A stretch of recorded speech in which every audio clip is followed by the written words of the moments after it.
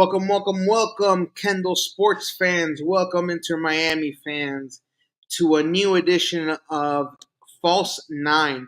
Remember to subscribe. Remember to hit the notifications button. Follow us on our social media. You'll see it scrolling down at the bottom. Last and not least, what's going on, Mr. Mark? How are you? I'm doing good, man. How are you doing over there? Better than last weekend for sure. Of course. Better than that Wednesday. Last week. Seems like forever ago, but it was Yep. only last week that Mm-hmm.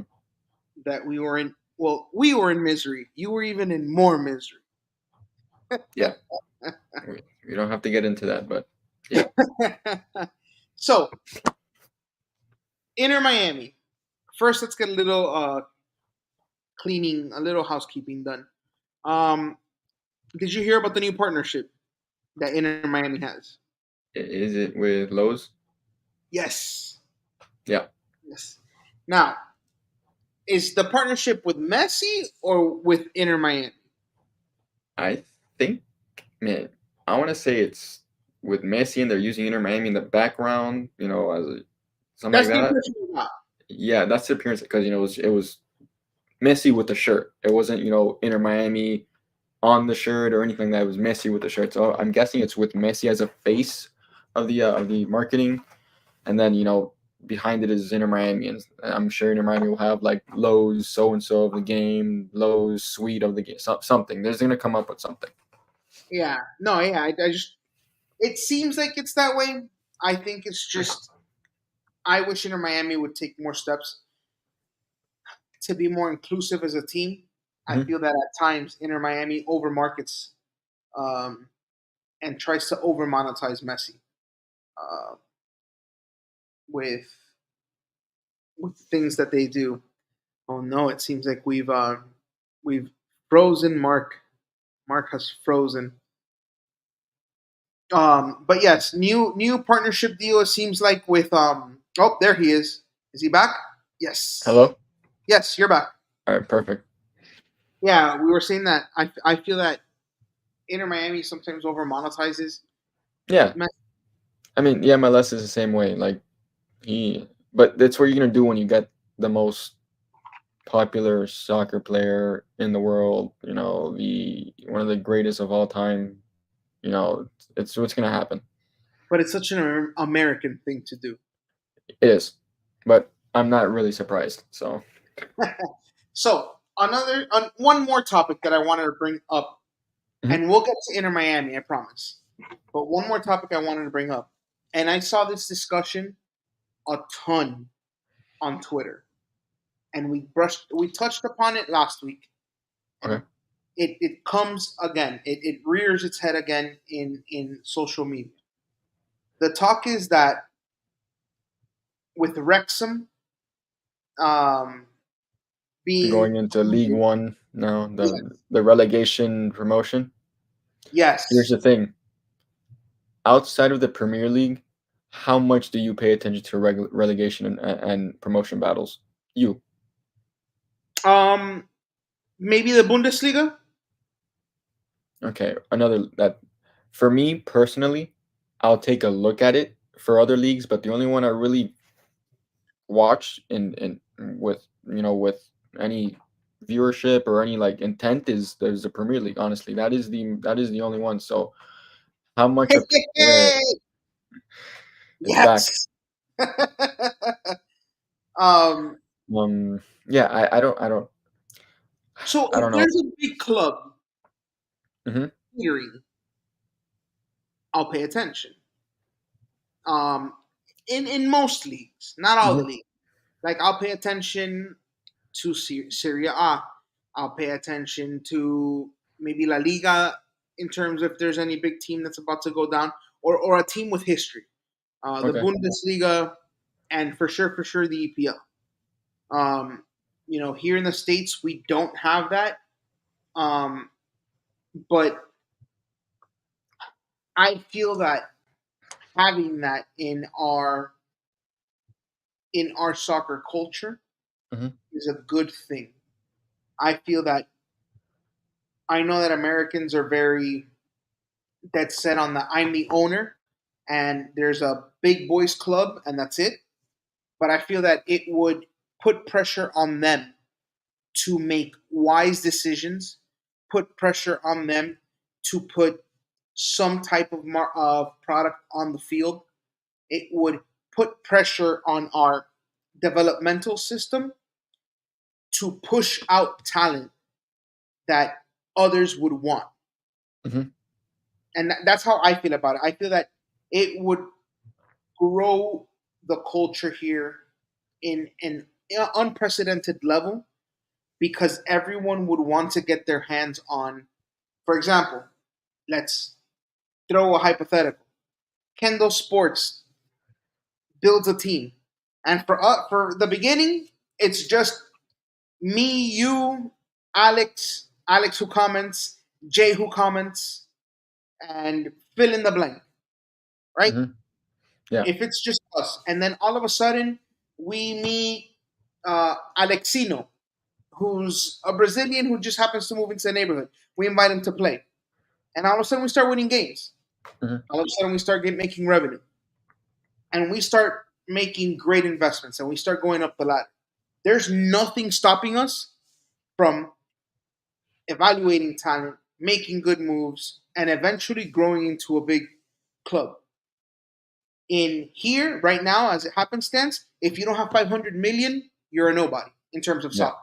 Hmm. So that's just how I feel about it. Wondering how you feel about And it's just so hard because it's soccer here is like it. It the is. resources are limited, man. Like it's not as like yeah, don't like we have soccer fields and soccer and academies and stuff, but like it's just it's a priority over there in Europe and stuff like that. Here's it's some it's starting to become a priority in some communities, some states and stuff like that. But I just think that the overall intensity or the viewership or the everything is just gonna be other sports, and soccer is still growing here, and that's what I think the MLS is still trying to do. So for them just to focus on the growing of it, getting these big names and getting the young talent out there, and getting guys from the MLS academies and going overseas and stuff like that, that's where the priority needs to be right now over a relegation and promotion battle or type of system. That I mean, can it be implemented? Sure, but like you said, it's 500. It's 5 million to get started. 500 Five million. hundred million. Sorry. So Do you it's difficult. do you think, It's a top. No, it's a topic that comes up every year, and we hear it every year. Like how a Miami FC, the team that plays here in at at FIU? FIU, yeah. Like let's say they get promoted. How Mhm. well do you think they're gonna do? I'll tell you this: we know Miami. We're from Hmm. Canada. Hmm. Do you think that if, let's say, well, yeah, I'll comment on in the Miami thing, but I want you to answer a question after. Do Okay. you think that you said there were limited resources? Do you think that promotion relegation unlocks that? But before you answer, Miami FC gets promoted. Hmm. They play at FIU Stadium. You don't think that um, if they market correctly, you don't think that that entire area gets behind them? I mean, here's the thing: is it is like do they meet the standards to be an MLS team in terms of their stadium and all the everything that they require that the MLS requires with the promotion and relegation if it But were to be? isn't that the beauty of it though? Weren't we talking about who was it? Oh my God, they got promoted this year. Luton Town. Yeah. That their Oh stadium, yeah. Yeah, when you're yeah, yeah, yeah. walking up the stairs, Yeah, yeah. you can knock on somebody's window. No, yeah. I And mean, Manchester City, don't get me when wrong. they play in that stadium, If you pack that stadium, the atmosphere would be insane. I'm not saying it's not, but I just don't know if the comp like an N and an ASL team. against. What do you think this Inter Miami? If Inter Miami and Miami FC play, what do you think the scoreline is? And be realistic. Right now, Right now, with Messi, with Messi, with everybody. maybe 4-5-1. Okay, so that's the best team in the Eastern Conference. The worst team is probably New York Red Bull, New England Revolution. If they were to play Miami FC for a relegation in a relegation playoff, what do you think happens? I wouldn't be able to tell you, but I'll tell you this: didn't Inter Miami and Miami FC play a few years ago? Yep, And it was, in fact, I think Miami FC was up for most of the game. Yes, last year. right. Totally different team though. I understand. I understand. But you're talking about an Inter Miami team that yes developed and went out and got names that Mhm. they've upgraded their roster a million times than it was last time. But at that time, Inter Miami was an MLS team. No, yeah.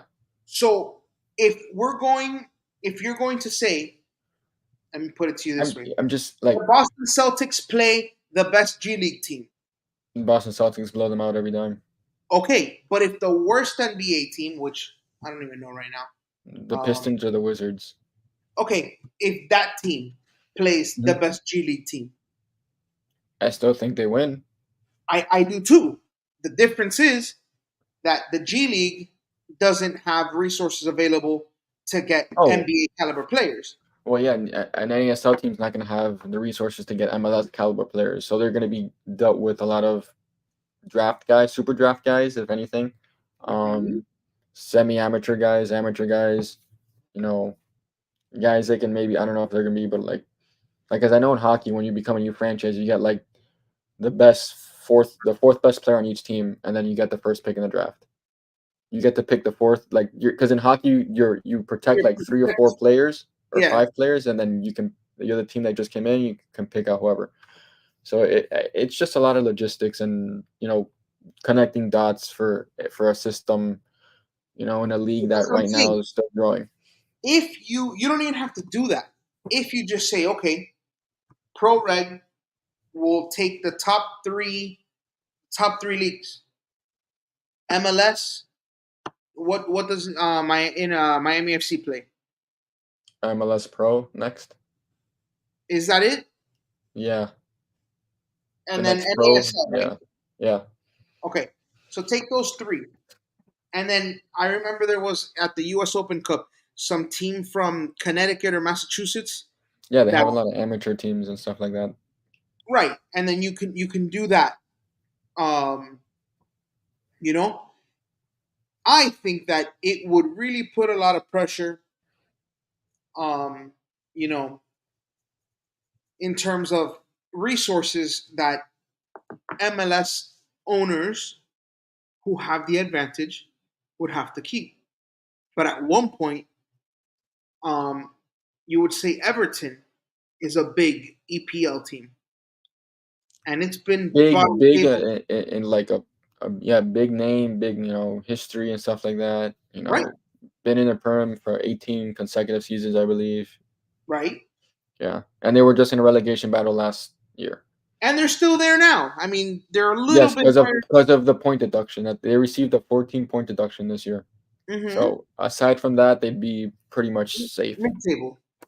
But Yeah. yes, So the point is they were in a relegation battle last year, mhm. and Luton Town, who we just said you can knock on somebody's uh, Bathroom. door Mhm. walking up the stadium, is in the Premier League. How crazy would it be if, I don't know, Homestead FC was playing the New England Revolution at, at a stadium built next to the racetrack? Yeah. You know, I think it would unlock a lot of things. It's just a very, very, very you know tough process. Un-American, That's not. I mean that, and I just it's there's a lot. I don't know how. I mean, a lot of brain power would have to go into see how like making that work. With how hard headed the MLS is and stuff like that. it wouldn't take brain power. It would take a lot of convincing because of how Yeah, competitive they are. stubbornness and how stubborn they are. But we'll see. We'll see where the league gets to in the next 3 to 5 years. You see a lot of names coming to the MLS in that time, not aging superstars, maybe prime superstars. Just exiting their prime. Mm-hmm. Uh, Maybe, but I just still think the European and the Saudi Arabian league are just gonna keep them all. But that's what I'm saying. I think that we used to be that league they used to look to, and now Saudi Arabia is pouring trillions upon trillions Yeah. of dollars, and Yeah. so that's why I think the next logical step is okay, develop your own, but you can't develop your own if it's a big boys club. If Yeah. you're going to develop, everybody has to be able to play. Mm. And we get back to that conversation of pay to play in Yeah. the developmental stages of soccer here in the U.S. We could talk about this for days. We could probably do an entire show on this. Yeah.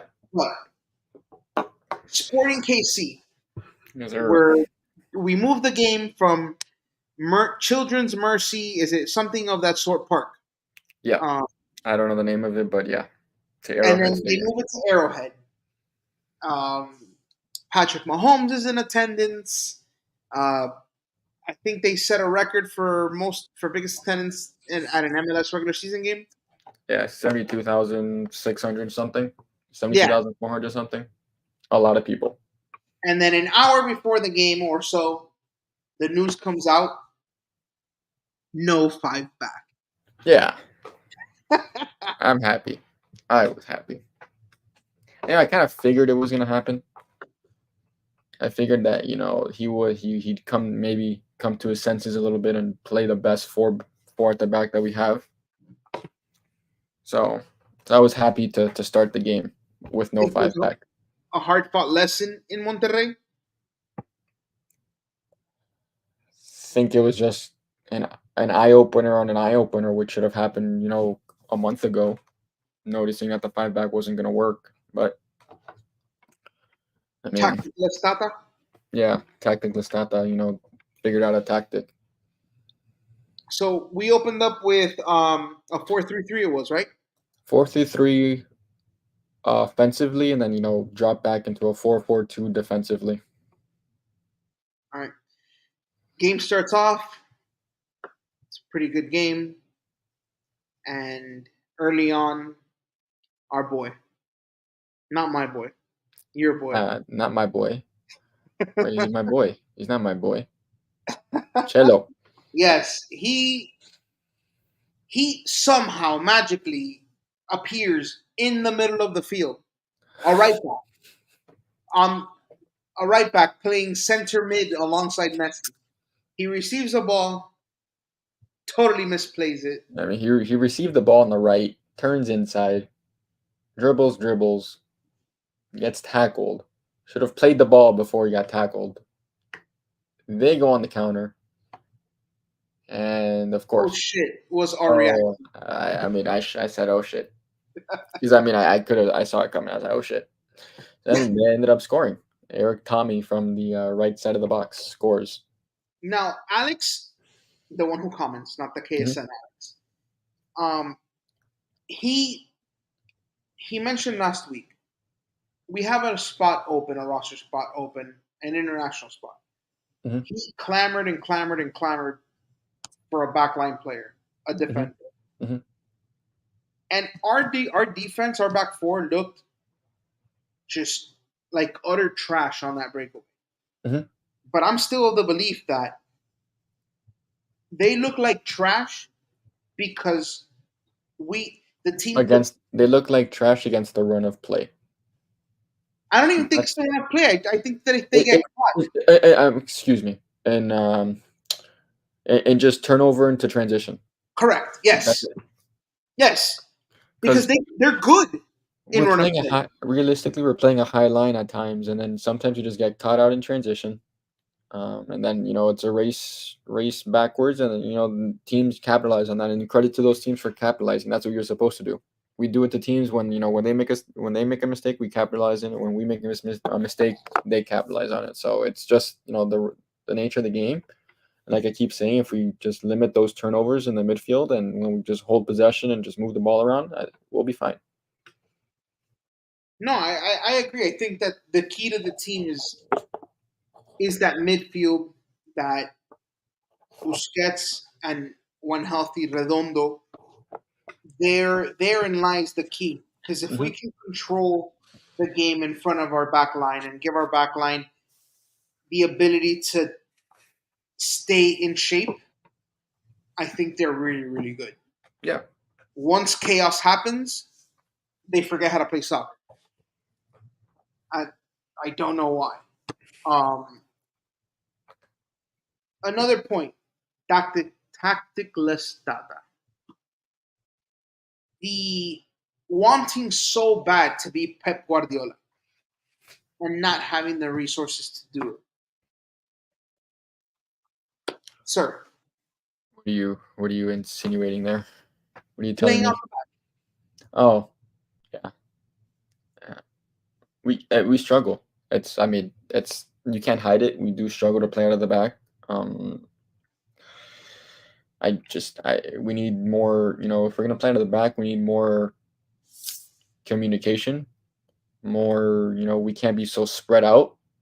We're gonna have outlet passes and be able to draw a defender in and then have a guy running behind or draw a defender out and put someone in the middle and stuff like that. So it's just things that need to be worked on.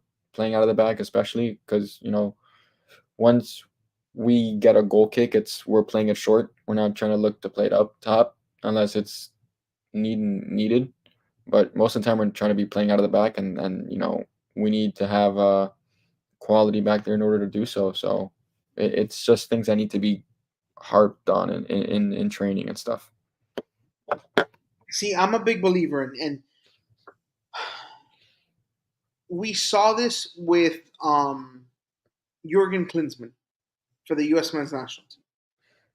He also tried to play out the back, and one of the things I learned was that if you want to play out the back, you have to have a keeper that's good with his feet. I love Drake Callender. You know how I feel, but I think Yeah. he's amazing. Hmm. Super Calendar, made a meme, did everything, Hmm. but he struggles with his feet. We saw it against Monterrey. It cost us a goal. Hmm. I feel like he's a lot like Matt Turner, where he's great making saves, jumping, doing everything, but he struggles with his feet. And if you play out the back, you put him in positions where he has to make decisions quick with his feet. And I just Yeah. don't think it plays the strengths of the team. No, I agree. It starts with your keeper. Like a perfect example of a team that plays out of the back well is Bayern Munich because of Manuel Neuer. He's probably the best keeper in the world with his feet. So having a keeper that can play, can settle the ball and play a pass, and or under duress can play a dink pass, or has the ability to play a long ball and stuff like that is huge. So with Keller, I think it starts small. You gotta work on trap, keeping if you're getting a ball and you're just touching in front of you, just pass it quickly and not let the press get to our team and start like that. Yeah, I just feel that having that escape valve when trying to play out the back is very important. Yeah. And he tries. It's not for lack of effort. I just think he can't. He doesn't have the requisite skill at the moment to make it effective. Can he do it at times? Yes, but at times he does that. That Brandon Vasquez Yeah. decision, and it ends up costing us. Not Hmm. all the time, but at times, yes. Yeah. So bad giveaway, down 1-0, Yeah. and then I guess they woke a sleeping giant. I don't want to say that. I mean, we were just getting, we were just trying to work possession and stuff like that. I mean, this is a great ball that Messi played to Gomez, but I gotta give credit to Gomez to making that run. You know, when when when when you have Messi playing so deep and picking up the ball deep in the midfield and stuff like that, and having Suarez limited, with his, with the runs he makes, you gotta have someone to break those lines and make those runs in behind. Bro, Diego Gomez has shown up to play. Mm-hmm. That run he made in front of the right back, in between the center back, that Suarez kind of drew out a bit, and then Messi, to have just Messi playing that ball on a frozen rope to him, and him just hitting it one time to score, was absolutely beautiful. I agree. I'll ask you this. Last year, we saw the rapid growth of Benjamin Kremaski. Playing alongside Messi, he learned to do exactly what you're saying. Make these runs, be creative, almost spread his wings in terms of the way he sees the field The and the game. game, yeah. Do you see that growth from Diego Gomez? 100%. And it doesn't even, again, it goes back to him playing with Paraguay and that tournament, the Olympic tournament, and qualifying them. Like, he was the player of the tournament. He was outstanding. And all he's done is carry that confidence and that form into the season. And he's been, I'm going to say it, he's been one of the best eights in the MLS this season. If not the best, top 3, hands down. He's up there in assists, right? He's up there in we have 3 guys in a top 7 or top 10 in goals and assists, or in goal contributions this season. It's Messi with 10, Suarez with 9, and then I want to say Gomez has 6. 6 or something like that. He's playing out of his mind. We'll have our sports sports research department get on that and come back. Awesome. We'll give him a little bit of time, aka iPhone. We'll give him a little bit of time. But yes, I think he is up there in terms of assists. So yeah, here we go. Right on time. Sports and information. Sports Awesome. and research department. Yes, he's got 5. Gressel has 5. Oh, Gressel has 5. Okay. And the leader is Van Zier with 6. That is goal contributions? No, in assists. Oh, in assists. Yes. Okay. And in goals, he's got 2. Yeah, Chicho leads it. Yeah. Suarez is up there. Suarez is tied for second with. Wait. It is. He is. Why is this not filtered this way? Hold on. Here we go.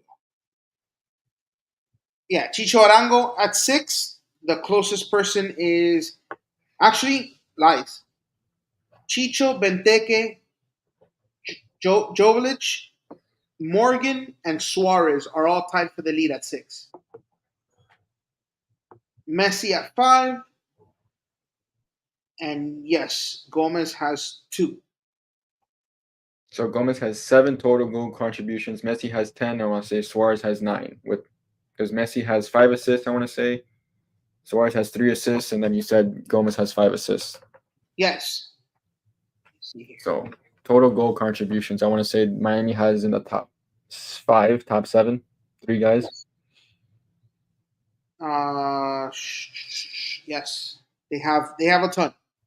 Yeah. So, unlike years past, this team is producing, and I think that, like you said, that growth from guys like Gomez, and hopefully with the return of Kremaski, maybe we'll see a Gressel go to the bench and maybe start him out wide. I mean, I think, Redondo, Busquets, Gomez, and then Taylor, Suarez, Messi up top. Those fronts, that's 6 right there in the midfield, and in your top attacking third. That's very dangerous. You bring Kremowski and Campana off the bench. I mean, there's some there that's good because then you can you can start 4 across and have Gomez, Redondo at the 6, go Gramaski. There's a lot of mix and matches for that midfield you can do going Because you forward. like Redondo as a single six, right? I do. You can give Busquets a day off and you can start Redondo when Well, healthy. When healthy. typically, it's been the back four, Busquets and Redondo teamed up, 2 out wide and 2 up top. Yeah. But you're saying that given and it's been weird with this team because we rave about the depth, but a lot of times we're missing one piece and it almost all falls apart. So I feel that with injuries finally coming off, Redondo might be coming back soon. I don't know. I mean, he still got maybe a month and a half. It was an LCL injury. It's a knee injury. You want to take your time with it. I think the prognosis was 6 weeks. 6 to 8 weeks. More 7.5 to 8, I would say. Okay, so 7. So we're looking. That was what at the international break. That was what 2-3 Yeah. weeks ago. Yeah. So we're looking, about a It month. was. He didn't play against Monterrey the first leg, so it was right No, he before got that. hurt just before that. Yeah, so it was The game before that was the game that It was almost 3 weeks ago. Because last week would have been 1 week, 2 weeks. The international break was the week before. What's the game where we started Dos Santos? Red Bulls. He didn't Okay, play that game. He didn't play that game. he was away on international duty. Yeah. So it was, call it the week after that. Let's say he got hurt. close to 3.5, 4 weeks. Sorry, he's about a month and a half out. Yeah. Yeah. But yeah, so as guys come back from injury, you have Negri working his way back. Ian Frey. Yeah, he may be a little bit more. He may be what same time frame as Redondo. Who knows? He's been training on the side there with Campana and Taylor. Doing some light stuff. So he may be a little. He may be sooner than people expect. Well, Frey was a torn ACL. Yeah. So he's going to be mentally, I think. It'll take time. It'll Yeah. take time. You'll see him with Inter Miami too, for sure. And then, he'll get worked in slowly. Right. So we go 1-1 into the half. Gomez shows more growth. Teams up with a beautiful ball from Messi, ties the game. Come out in the second half, and we come out like bandits. Yeah. We sense it that we can, this is a game that you can win. So, but if you go back and watch the second Inter Miami goal, it comes from a counter press from Diego Gomez, who pressures their left back into a turnover. It's a quick pass into Busquets. Busquets over to David Ruiz. David Ruiz one time right to Messi. Messi takes a touch. Nothing the keeper can do. And that's something that I liked from the team. That high press put that team under pressure because a turnover can cost something like that. And not only that, but if you do that to teams, it gives our back line and our defensive midfielders a little bit of a reprieve from chasing so much. A lot of times we get focused on offense and going for goal. That a lot of times we stretch our defense thin and they get countered. Whereas if we're high pressing, we can create a goal just like the one we created, and it's almost as almost like a fast break on in basketball. You take that steal, it's an easy layup. It kind of propels you and gives you that momentum. So Messi scores that goal, and supposedly Miami's off and running. But as we've often seen, a team gets one back. Inter Miami. Yeah, I mean, I wouldn't say this is like a set piece nightmare or corner. I mean, we did well to clear the first ball off the post. I mean, I just feel like Jordi Alba could have done better at the second ball, getting to the guy. Tommy again, takes a strike off the volley and puts it where Callender can't touch it. And he gets his second goal. See, so okay, Lewis Morgan aside, Hmm. Inter Miami, I feel, seems to do a good job of clamping down on what is the main threat Of the of the other opposition. team. Yes, So but we yeah, always get hurt by these random guys. but here's the thing. Everyone sees Inter Miami on their schedule and they're gonna want to show up. The guys they're playing at home, 72,000. The entire MLS fan base is watching. It's gonna happen. With every team we play, we're gonna get the best out of whoever it is. We saw that with Nashville and Schaffelberg.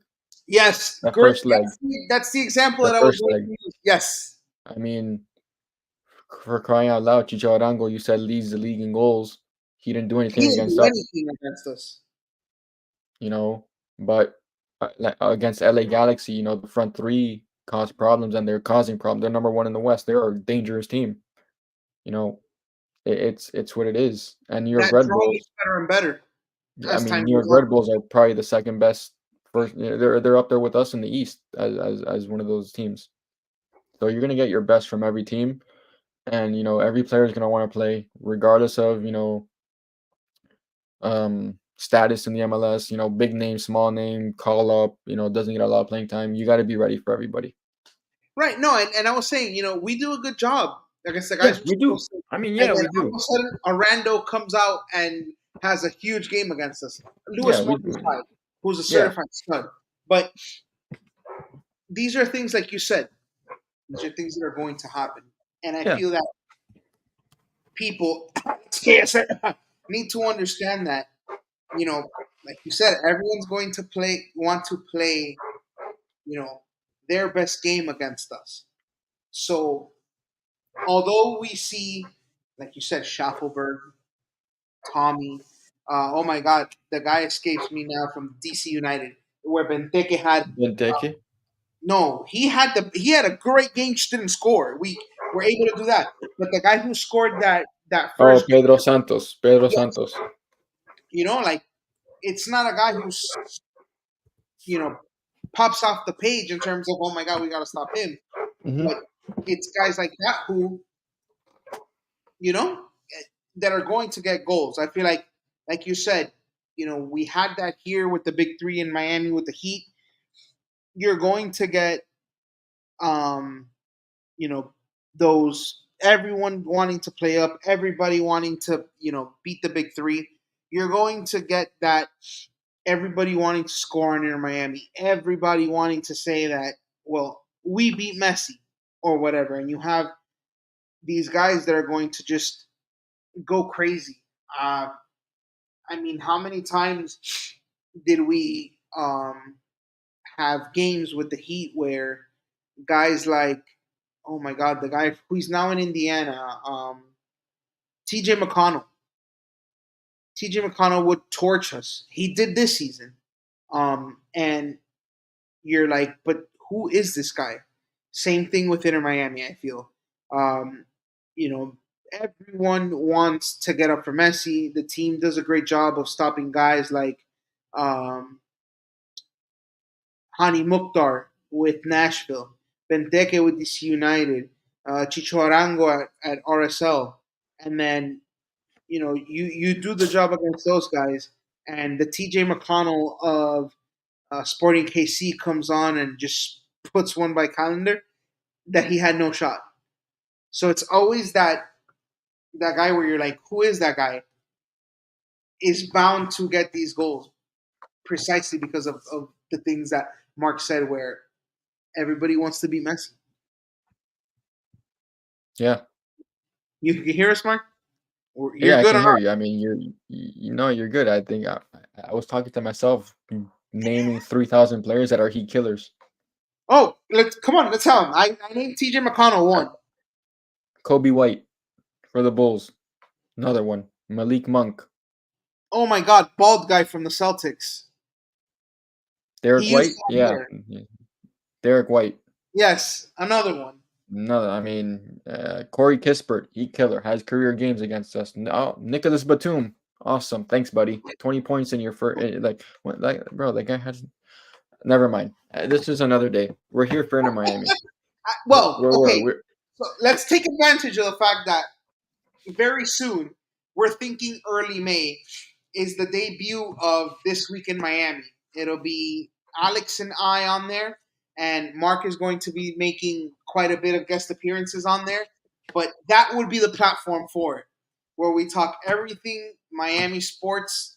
Inter Miami will have its little bit of spot in there, but we'll be mainly talking about Heat, Marlins, a lot of Panthers. Panthers, Yeah, everything, everything everything. on there. Dolphins for sure. That we have something, hopefully something special in the works with that as well. But yes, that is a topic for This Week in Miami. Um, Tune in for announcements in regards to that. But yes, Tommy scores tied 2-2. 2-2, and we're like, it's Not again. again. Yeah, I was like, oh, here we go. We're gonna get another point on a team we could beat. At least we didn't lose. But the guy that was the man of the match for me comes through once again. Mr. Diego Gomez. Is he your Presses, boy? he's my boy. That's your boy. The first show I highlighted him as a young player to watch. Okay. So he gets a turnover again. This time he beats the defender on the byline, plays a ball across the frame of goal, and at the end of it is the one, the only Luis Suarez. Who, despite his age, despite his deficiencies, Is has at the shown a right nose for goal. at the right place at the right time. All you can ask for. This Hey, team has been wanting a striker who can score. We have it. Chicharito made a living being a poacher. Yeah, I mean, I'm not asking him to go on 30-yard solo runs. No, just stay, get in the box, and if you get the ball served to you and by yourself, just put it away. And he And he's has shown doing. that, I mean, he's tied for the league lead in goals, so Yeah, he's yeah, done his job. yeah, And Messi has two, because Messi has 5. yeah. I mean, there's no taking away from what Messi's done at all. So we get the lead there, and then it's 20 something, 25 minutes of just seeing out the game. Credit to us, we did it. We held on, and we were able to do it. But there were some No, bright spots in seeing that game through. yeah, we didn't concede.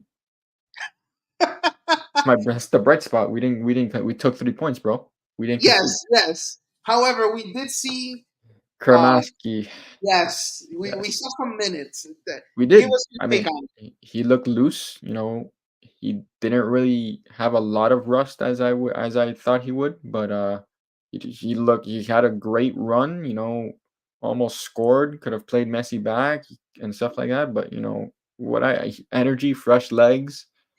Someone who's technical, someone who can take on defenders.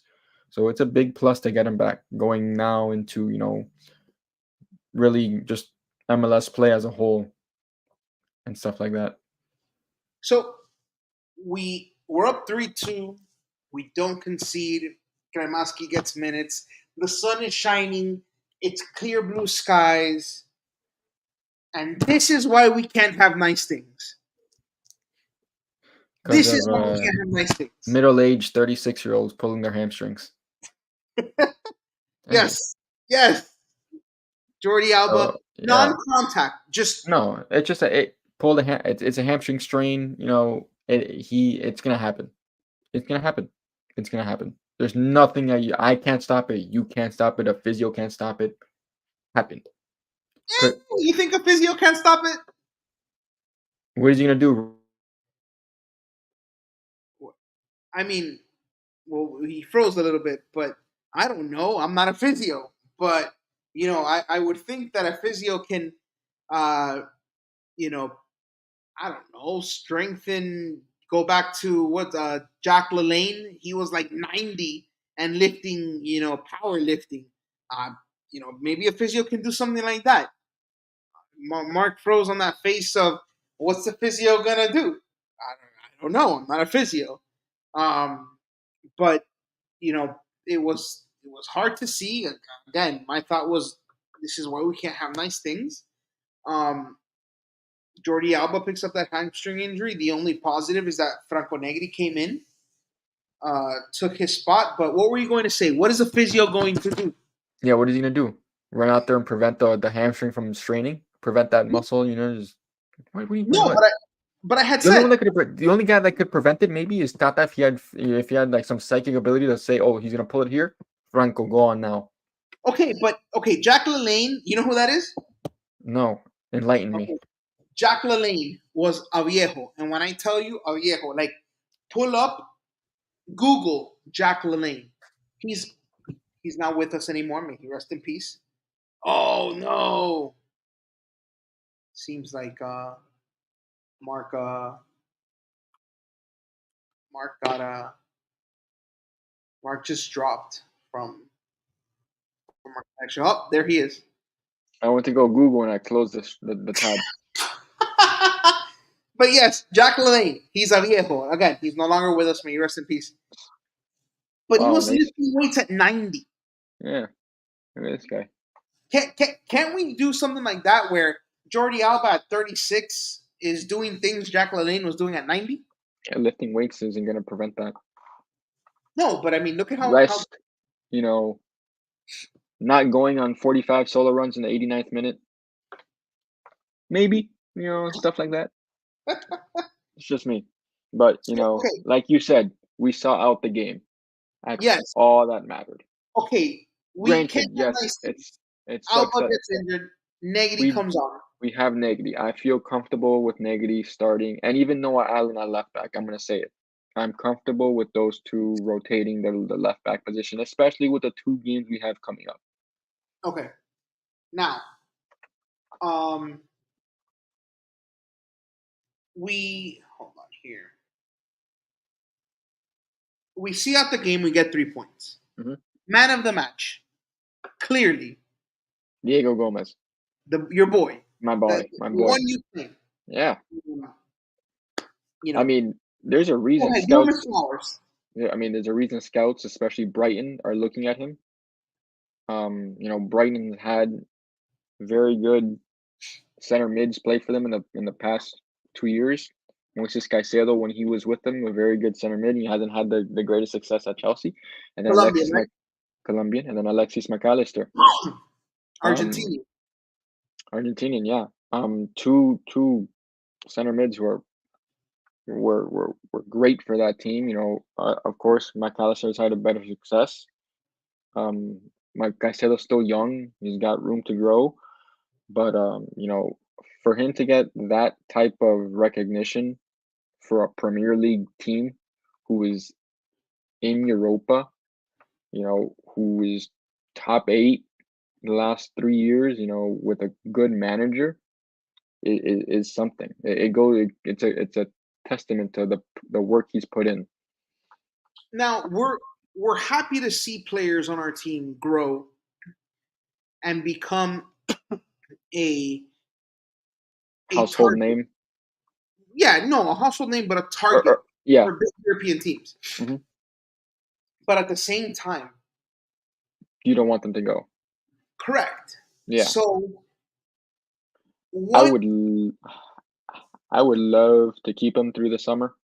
It goes back to our conversation at the beginning. Until we grow and players are no longer enticed by Europe, mm-hmm. this is going to keep happening. We're going to develop players and they're going to keep. Yeah. Hopefully he stays.